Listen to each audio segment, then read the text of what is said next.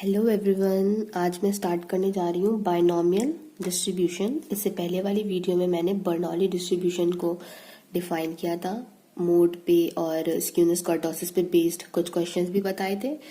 तो वो वीडियो अगर आपने नहीं देखी तो वहां से वो देख लीजिए। अब देखिए, मैं बताऊंगी आपको बाइनोमियल डिस्ट्रीब्यूशन।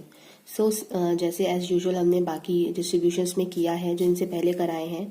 तो अगर x हमारा कोई भी रैंडम वेरिएबल है वो बाइनोमियल डिस्ट्रीब्यूशन को फॉलो करता है विद प्रोबेबिलिटी p, तो उसको हम कैसे डिनोट करते हैं? x follows binomial distribution with n comma p। n यहाँ पे आपके क्या होते हैं? नंबर ऑफ वेरिएबल्स या फिर सैंपल स्पेस भी आप इसको बोल सकते हैं। तो यहाँ से इसका जो पीडीएफ होता है वो हमारा क्या होता है? पी एक्स से रिप्रेजेंट करते हैं, वो होता है n C x p to the power x and q to the power n minus x.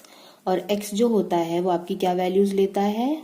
0, 1, 2 up to N values लेता है, इसीलिए यहाँ पे हमने एन लिया है। तो यहाँ पे अब आपको देखना है कि एन आपको पता है टोटल नंबर ऑफ आपके ऑब्जर्वेशंस है।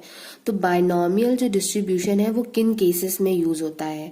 तो देखिए, अगर जैसे कि मान लीजिए आपने कॉइन टॉस किया है 5 टाइम्स और हमें जानना है कि 6 हेड्स आ जाए। 10 टाइम्स टॉस करने पे 6 हेड्स आ जाए तो उनकी प्रोबेबिलिटी क्या होगी? तो इस केस में हम लोग बाइनोमियल डिस्ट्रीब्यूशन का यूज करेंगे, क्योंकि यहाँ पे n हो जाएंगे टोटल नंबर ऑफ ट्रायल्स कि आपने 10 टाइम्स उसको टॉस किया है, और फेवरेबल होंगे आपके कि 6 हेड आ जाए, तो x की वैल्यू आपकी 6 हो जाएगी। तो उसको हम लोग बोल सकते हैं it denotes the probability of exactly x success in small n trials. ठीक है, तो अब देखिए ये आपका डिस्ट्रीब्यूशन है। अब यहाँ से आपको जो मैंने फिजिकल कंडीशंस बताई थी बर्नौली डिस्ट्रीब्यूशन की, वही सेम होती हैं बाइनोमियल डिस्ट्रीब्यूशन में। जैसे कि जो ईच ट्रायल होते हैं वो क्या होते हैं? टू एग्जॉस्टिव और म्यूचुअली डिसजॉइंट आउटकम्स देते हैं। और वो 2 म्यूचुअली डिसजॉइंट आउटकम कौन से होते हैं? एक आपका सक्सेस होता है और एक आपका फेलियर होता है। और जो नंबर ऑफ ट्रायल्स होंगे, ये जो n है आपके, ये क्या होते हैं? ये आपके इंडिपेंडेंट होते हैं और फाइनाइट होते हैं। ठीक है, और जो प्रोबेबिलिटी ऑफ सक्सेस है p, वो क्या होता है? सभी के लिए कांस्टेंट होता है। तो मैं इसका भी फोटो लगा दूंगी, आप वो लोग देख लीजिएगा। तो यहाँ से ये हो गया। अब हमें आप पता है कि इसका मीन हमें निकालना है, वेरिएंस निकालना है और म्यू3 म्यू4 निकालना है। तो डायरेक्टली हम देखिए mgf अगर हमें याद है तो mgf से भी निकाल सकते हैं, अदरवाइज हम इसको डायरेक्टली लर्न भी कर सकते हैं। अब यहाँ पे देखिए इसका जो mgf है वो कैसे लिखेंगे हम? mxt is equal to expectation e to the power tx। So guys, मेरा वो वीडियो मैंने रिकॉर्ड नहीं कर पाई मैं किसी रीजन की वजह से, सो मैंने इसको सॉल्व कर लिया था। मैं यहाँ से आपको समझा देती हूँ। Expectation e to the power tx, so आपको इसका फॉर्मूला पता है, समेशन यूज होगा इसमें। e to the power tx को e to the power tx लिख लेते हैं, उसके बाद हम बाइनोमियल का pdf लिख लेते हैं। फिर जब हम इसको एक्सपेंड करते हैं तो ये हमारा कुछ बाइनोमियल एक्सपेंशन के फॉर्म का आता है, nc0 nc1 nc up to ncn। Then यहाँ पे q to the power n है तो q की पावर हम 1 करके वो डिक्रीज होती जाएगी, n-1। देन यहाँ n-2 आएगा और यहाँ पे n-n दैट इज q की पावर 0, तो वो उसकी जगह पे हम 1 लिख सकते हैं। और ऐसे ही जो p की पावर है वो 0, 1, 2 up to p to the power n तक आ जाएगा। तो यहाँ से हम इसको q plus p into e to the power t whole to the power n की फॉर्म में लिख सकते हैं। इसके बाद देखिए, अगर आप इसको कंपेयर करेंगे बर्नौली डिस्ट्रीब्यूशन से, बर्नौली डिस्ट्रीब्यूशन जो होता है आपका वो क्या फॉलो करता है? बर्नौली 1 कॉमा p को फॉलो करता है। तो उसका जो mgf होता है आपका वो q plus p e to the power t होता है। जैसे कि मैंने आपको बताया था, अगर x1 एंड x2 हैं वो बर्नौली 1 कॉमा p को फॉलो करते हैं, तो उन दोनों का जो सम होता है वो बाइनोमियल 2 p को फॉलो करेगा। उसी तरह से अगर हम लोग देखें कि mxt अगर हम निकालें x1 plus x2 plus xn को, तो वो कुछ इस तरह से लिखा जा सकता है। तो दैट मीन्स इसके जो mgf हैं उनको हम अलग अलग इस फॉर्म में लिख सकते हैं, और इन सभी का बेस सेम है तो पावर इनकी क्या हो जाएगी? ऐड हो जाएगी। अब देखिए ये 1 है, ये 2 है और ये nth है, दैट मीन्स ये n टाइम्स लिखा हुआ है तो इसकी पावर भी n हो जाएगी। तो यहाँ से भी हम इसका mgf निकाल सकते हैं। इस तरह से भी हम कर सकते हैं फॉर्मूला ओपन करके, अदरवाइज हमको अगर प्रॉपर्टी पता है बाइनोमियल बर्नौली डिस्ट्रीब्यूशन की तो उसका यूज करके भी हम इसका mgf फाइंड आउट कर सकते हैं। अब देखिए इसके बाद आपको इसका मीन निकालना है, वेरिएंस निकालना है। तो मीन और वेरिएंस मैं आपको बता देती हूँ। μ3 और μ4 जो है उसको आप लोग क्या करेंगे, लर्न करेंगे। आप निकाल भी सकते हैं, बस उसका प्रोसीजर जो है वो लेंदी हो जाएगा। तो मैं आपको बहुत आसान तरीका बताऊंगी निकालने का। देखिए डीजेनरेट डिस्ट्रीब्यूशन और बर्नौली डिस्ट्रीब्यूशन में तो मैंने MXT को एक्सपेंड करा था, फिर उसमें μ1 डैश μ2 डैश μ3 डैश निकाला था, फिर उनकी वैल्यूज फॉर्मूले में प्लेस करके तब मीन वेरिएंस μ3 μ4 निकाल लिया था। ओके, बट यहाँ पे मैं आपको एक अलग मेथड बताती हूँ कि आप किस तरह से कर सकते हैं। अगर देखिए आपको MXT पता है तो यहाँ से आपने इसका MXT क्या लिख लिया, Q plus P E to the power T whole to the power n।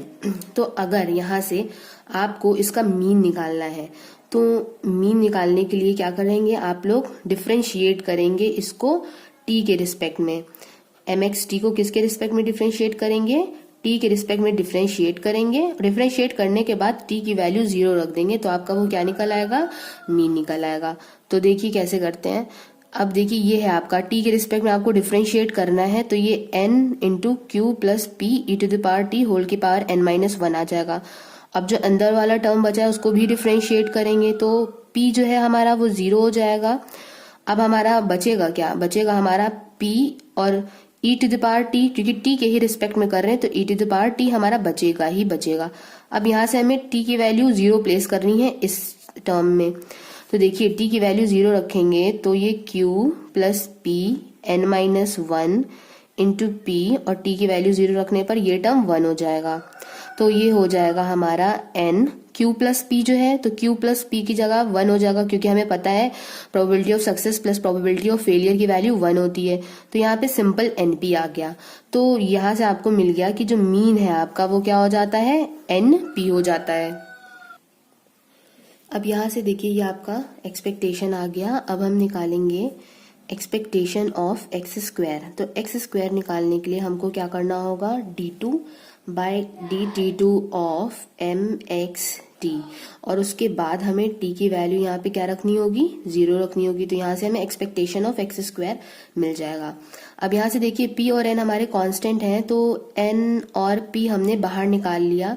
अब हमारे पास यहाँ पे क्या बचता है, हमारे पास बचता है एक ये वाला टर्म और एक ये वाला टर्म जिसमें दोनों में टी है। अब हमें डिफरेंशिएशन का फॉर्मूला यूज करना होगा, first term differentiation of second. तो देखिए फर्स्ट टर्म है हमारा वो क्या है, q plus P E to the power T whole के पावर n माइनस 1। तो ये हमारा हो गया first term differentiation of second, second का डिफरेंशिएशन वही आएगा, प्लस सेकेंड टर्म। तो सेकेंड टर्म हमारा है e to the power t और डिफरेंशिएशन ऑफ फर्स्ट, फर्स्ट का डिफरेंशिएशन करेंगे तो ये n minus 1 Q plus P E to the power t to the power n minus 1, और फिर ये अंदर वाले टर्म का जब करेंगे तो वो p E to the power t में आएगा। अब यहाँ से हमें क्या करना है, यहाँ से हमें t की वैल्यू इसमें 0 रखनी है। अब देखिए जब इसको हम 0 रखेंगे तो हमारा ये क्या हो जाएगा, np हो जाएगा, np। देन यहाँ पे जब हम t की वैल्यू 0 रखेंगे तो ये जो टर्म है हमारा ये तो 1 हो जाएगा, क्योंकि p प्लस क्यू 1 होता है, उसकी पावर n माइनस 1 से कोई फर्क नहीं पड़ता। तो यहाँ से सिंपल, और इसकी पावर 0, तो ये फर्स्ट टर्म हमारा 1 बचेगा। देन ये वाला टर्म देखिए हमारा क्या बचेगा, n माइनस 1 इंटू पी बचेगा। फिर इसके बाद हम क्या करेंगे, इसको आप मल्टीप्लाई कर दीजिए, np plus n square P square minus np square. ठीक है, तो यहाँ से देखिए ये हमारा टर्म मल्टीप्लाई होकर आ जाता है कुछ। अब हमें देखिए वेरिएंस ऑफ एक्स निकालना है, आपको फॉर्मूला पता होना चाहिए, expectation of x square minus expectation of x का होल स्क्वायर। मैं फॉर्मूला देखिए इसलिए बार बार बोलती रहती हूँ ताकि आपको फॉर्मूले याद हो जाए। अब यहाँ से एक्सपेक्टेशन ऑफ एक्स स्क्वायर आपने रखा तो वो हो जाएगा np plus n square P square minus np square minus expectation of x का होल स्क्वायर, दैट मीन्स यहाँ पे n स्क्वायर पी स्क्वायर हो जाएगा। तो ये टर्म और ये टर्म कैंसिल आउट हो जाएगा और आपका टर्म क्या बचेंगे, यहाँ पे np बचेगा माइनस np स्क्वायर। तो हम लोग np से कॉमन ले लेंगे, ब्रैकेट में क्या बचेगा, 1 माइनस p। तो 1 माइनस p को हम क्या लिख सकते हैं, q के फॉर्म में q लिख सकते हैं, तो ये हो जाएगा npq। तो यहाँ से जो हमारा वेरिएंस ऑफ x है वो क्या आ जाता है, npq। तो ये आपका वेरिएंस निकल आया। अब इसी तरह से आप चाहें तो आप लोग क्या निकाल सकते हैं, μ3 एंड μ4 निकाल सकते हैं।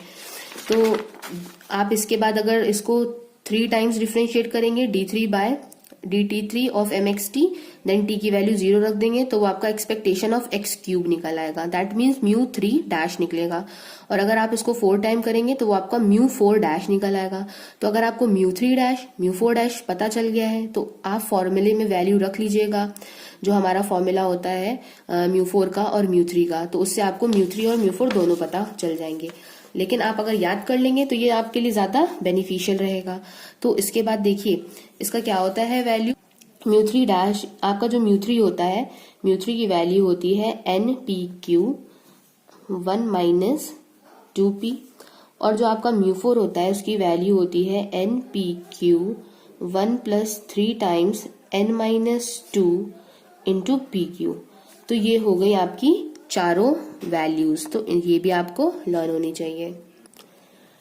अब देखिए जैसे हम लोगों ने बर्नौली डिस्ट्रीब्यूशन में पढ़ा था स्क्यूनेस एंड कर्टोसिस, तो उसी तरह से इसमें भी हम कोफिशिएंट ऑफ स्क्यूनेस और कर्टोसिस निकालना सीखेंगे। तो उससे आपको एक पता चल जाएगा कि अगर कोई भी डिस्ट्रीब्यूशन आपको गिवन है तो उसमें आप किस तरह से निकाल सकते हैं।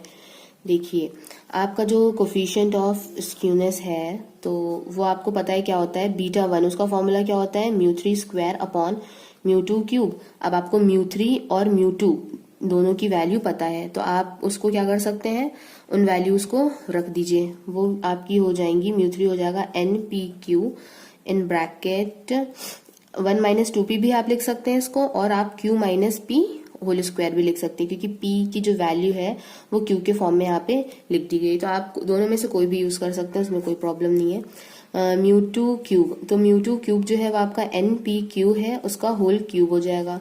तो यहाँ से ये और ये जो है वो कैंसिल आउट हो जाएगा, म्यू 3 का स्क्वायर है।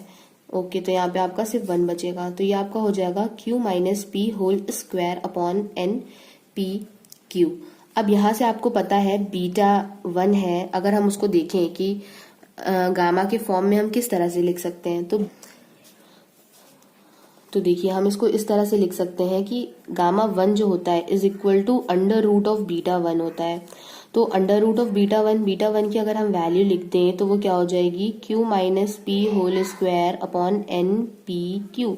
तो यहाँ से आपका q माइनस पी जो है वो सिंपल बाहर आ जाएगा और यहाँ पे एन पी क्यू हो जाएगा। तो अब यहाँ से देखिए आप आसानी से इसको कंपेयर करके निकाल सकते हैं। आप इसको भी देखिए क्या लिख सकते हैं, मैंने बोला था ना इसको 1 माइनस 2p भी लिख सकते हैं, तो चाहे आप वो लेके चलिए चाहे आप ये ले लीजिए, तो उससे आपको कोई फर्क नहीं पड़ता है। और अगर आप चाहें तो गामा के फॉर्म में नहीं, अगर आपको बीटा 1 के ही फॉर्म में करना है तो यहाँ से आप इसकी भी वैल्यू ले सकते हैं। जैसे कि बीटा 1 अगर हम लोग लें, फॉर एग्जाम्पल हमने पहले लिया गामा 1 इज लेस देन 0, तो गामा 1 लेस देन 0 होने का मतलब है कि 1 minus 2p N P Q जो है वो भी लेस देन 0 हो जाएगा। तो इसका मतलब क्या हो गया, 1 माइनस 2p जो है वो लेस देन 0 हो गया। यहाँ से अगर हम देखेंगे तो 1 is less than 2p, then यहाँ से क्या हो जाएगा 1/2 इज लेस देन p। तो देखिए मतलब हो गया हमारा ये कि अगर गामा 1 लेस देन 0 आ रहा है और p, तो फिर क्या हो जाएगा p की वैल्यू जो है, क्योंकि कभी कभी इस फॉर्म में क्वेश्चन दे देता है, तो हमें ये याद होना चाहिए कि अगर गामा 1 लेस देन 0 है तो p जो है हमारा ग्रेटर देन हाफ होगा।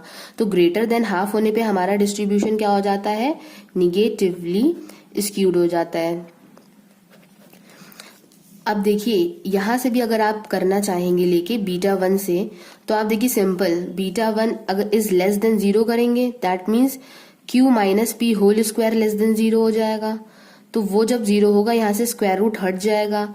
q माइनस पी को आप किस फॉर्म में लिख सकते हैं, 1 माइनस 2p, तो यहाँ से भी जो आंसर है वो यही आ जाएगा। तो देखिए गामा 1 लेस देन 0 है तो p ग्रेटर देन हाफ है। अगर गामा 1 इज इक्वल टू 0 होगा तो हमारा क्या हो जाएगा, p is equal to half हो जाएगा और डिस्ट्रीब्यूशन आपका क्या हो जाएगा, सिमेट्रिक हो जाएगा। अब आप लोगों को ये भी पता होगा कि पॉजिटिवली स्क्यूड क्या होता है। पॉजिटिवली स्क्यूड कुछ इस तरह से डायग्राम बनता है, जो सिमेट्रिक होता है तो वो आपका कुछ इस तरह से बनता है। और अगर देखिए गामा 1 की जो वैल्यू है ग्रेटर देन 0 है तो p आपका जो है वो क्या हो जाएगा, लेस देन हाफ हो जाएगा। तो डिस्ट्रीब्यूशन आपका क्या हो जाएगा, पॉजिटिवली स्क्यूड हो जाएगा ना। अब हम देखिए कोफिशिएंट ऑफ कर्टोसिस निकालेंगे। कोफिशिएंट ऑफ कर्टोसिस को β2 से रिप्रेजेंट करते हैं, उसका फॉर्मूला होता है μ4 अपॉन μ2 स्क्वायर। अब देखिए μ4 हमने ऑलरेडी पता है कि ये होता है आपका μ4 और μ2 है वो भी हमको क्या होता है ऑलरेडी नोन होता है। तो देखिए कोफिशिएंट ऑफ कर्टोसिस में यहाँ पे अगर हम μ4 और μ2 रखते हैं तो इसका जो वैल्यू होता है वो कुछ इस तरह से आ जाता है 1 minus 3 n minus 2 P Q in bracket n P Q total solve करने के बाद। अब जैसे इसको हमने गामा 1 के फॉर्म में कर लिया था तो β2 भी आप क्या गामा के फॉर्म में लिख सकते हैं। तो हाँ आपको पता है कि हाँ हम इसको लिख सकते हैं। ये गामा 1 के फॉर्म में होता है, कर्टोसिस जो होता है गामा 2 के फॉर्म में होता है। So gamma 2 is equal to हमारा क्या होता है β2 माइनस 3 होता है। आप डायरेक्टली यहाँ से भी वैल्यू ले सकते हैं, ठीक है, और गामा 2 के फॉर्म में भी ले सकते हैं। तो आप जब इसको सॉल्व करेंगे यहाँ पे गामा 2 की वैल्यू रखकर तो आपका जो गामा 2 की वैल्यू है वो कुछ इस तरह से आएगी सॉल्व होकर 1 minus 6 P Q upon N P Q. वैसे एग्जाम्स में ये सब डेरिवेशन तो पूछे नहीं जाते, डायरेक्ट ऑब्जेक्टिव आता है, तो आपको ये वैल्यू याद हो जानी चाहिए। तो अगर देखिए हम गामा 2 की वैल्यू लेस देन 0 लेंगे, दैट मीन्स गामा 2 जो है ये लेस देन 0 होगा, तो यहाँ से पी क्यू की जो वैल्यू है वो क्या हो जाएगी, P Q is greater than 1/6 हो जाएगा। तो यहाँ से जो आपका डिस्ट्रीब्यूशन है ग्रेटर देन पे क्या हो जाता है प्लेटिकर्टिक हो जाता है। ओके तो प्लेटिकर्टिक का मतलब आप लोगों को पता ही होता है कि इसकी जो कर्व होता है वो किस तरह का होता है, बिल्कुल डाउन होता है, ज्यादा हाई नहीं होता है। अगर यहाँ से हम गामा 2 इज इक्वल टू 0 लेते हैं तो P Q is equal to 1/6 आ जाता है। तो डिस्ट्रीब्यूशन हमारा क्या हो जाता है मीजोकर्टिक हो जाता है। मीजोकर्टिक का मतलब इसका जो पीक है उससे थोड़ा सा ऊंचा, तो ये आपका मीजोकर्टिक हो गया। अगर हम यहाँ से गामा 2 इज ग्रेटर देन 0 ले लें तो पी क्यू जो है हमारा वो लेस देन 1/6 हो जाएगा। लेस देन 1/6 होने का मतलब डिस्ट्रीब्यूशन आपका क्या हो जाएगा लेप्टोकर्टिक हो जाएगा। और लेप्टोकर्टिक जो होता है तो उसका पीक जो होता है वो क्या होता है बहुत ही ज्यादा हाई होता है यहाँ से। तो ये आपकी जैसे बर्नौली डिस्ट्रीब्यूशन में पढ़ा था वैसे ही बायनोमियल डिस्ट्रीब्यूशंस में भी हम निकालते हैं। तो बर्नौली डिस्ट्रीब्यूशन का अगर आप लोगों को नहीं पता है तो मैं उसका लिंक जो है वो नीचे डिस्क्रिप्शन बॉक्स में डाल दूंगी, वहां से जाके आप उस डिस्ट्रीब्यूशन को भी स्टडी कर सकते हैं। तो यहाँ से ये हो गया। अब हम यहाँ से देखिए इस पे बेस्ड अगर कुछ क्वेश्चंस हम बोले तो देखिए वो किस तरह से होंगे। क्वेश्चन से आपको ज्यादा इजिली समझ में आ जाएगा। अगर क्वेश्चन है हमारा कि x1 x2 xn है हमारे, वो हमारे फॉलो करते हैं बाइनोमियल 5,1/4 को, मतलब n की वैल्यू 5 है यहाँ पे, मतलब x1 x2 x3 x4 x5 है, ठीक है। तो यहाँ से देखिए p की वैल्यू क्या है आपकी 1/4 है, q की वैल्यू आपने क्या निकाल ली वो क्या आएगी 3/4 आ जाएगी। अब आपको अगर इसका स्क्यूनेस पता करना है तो देखिए यहाँ पे पहले हमने निकाला था ना स्क्यूनेस में कि अगर आपका जो ये वैल्यू है गामा की वो क्या हो लेस देन 0 हो, तो गामा के फॉर्म में अगर हम इसमें देखते हैं p की वैल्यू तो p की वैल्यू देखनी पड़ेगी ग्रेटर देन हाफ है, इक्वल टू हाफ है या फिर लेस देन हाफ है। तो p की वैल्यू देखिए 1/4 है, 1/4 का मतलब जो p की वैल्यू आपकी आ रही है वो लेस देन हाफ है। तो लेस देन हाफ होने पर आपका डिस्ट्रीब्यूशन कौन सा हो जाएगा, आपका डिस्ट्रीब्यूशन हो जाएगा पॉजिटिवली स्क्यूड हो जाएगा। तो यहाँ से एक चीज हमें पता चल गई कि ये जो डिस्ट्रीब्यूशन है वो पॉजिटिवली स्क्यूड है, ठीक। अब देखिए यहाँ पे p की वैल्यू आ गई। अब हमें स्क्यूनेस पता चल गई, अब हमें निकालना है कर्टोसिस।